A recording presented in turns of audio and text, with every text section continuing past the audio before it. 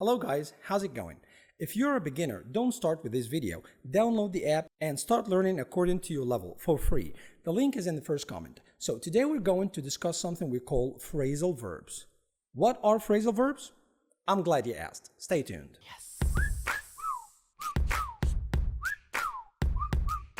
Hello again. We were just about to discuss something we called phrasal verbs. Let's get to the point. What are phrasal verbs? Phrasal verbs are verbs. Duh. Yeah, they are verbs that consist of a verb and a particle. Particle? What the heck is a particle? No need to freak out. Particles are small words which you might already know as prepositions or adverbs. Or perhaps you haven't heard about them before and that's why you're here? Anyway, think of particles as small meaningless words like for, in, into, off, on, out, over, through, etc., etc., etc. Now that you understand particles, we can continue. If we take a verb like look and then add a particle like up, then we will end up with a phrasal verb called look up. Now, look up as a phrasal verb will have a meaning that is independent from the original meaning of the verb look. Look means to direct your eyes at someone or at something, and of course you already know that. But look up has a new meaning, which is to search or to find. Let me give you an example. You can look up any new word in your dictionary. Looking up a new word means to find the meaning of the new word. Another example, the verb get plus the particle through will give us the phrasal verb get through. What does get through as a phrasal verb mean?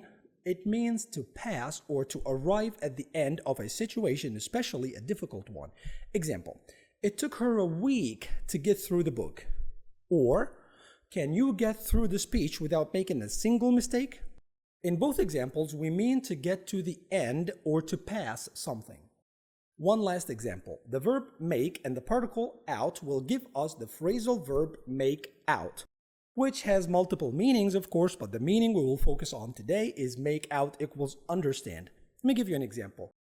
I just can't make Susan out at all. I just can't make Susan out at all. What I mean here is I can't understand Susan's behavior. If there's any Susan listening to me now, I'm sorry, it's just an example. You get it, right? Thanks, Susan. All right, now that you know what a phrasal verb is, you might be wondering, why would you need to learn phrasal verbs at all?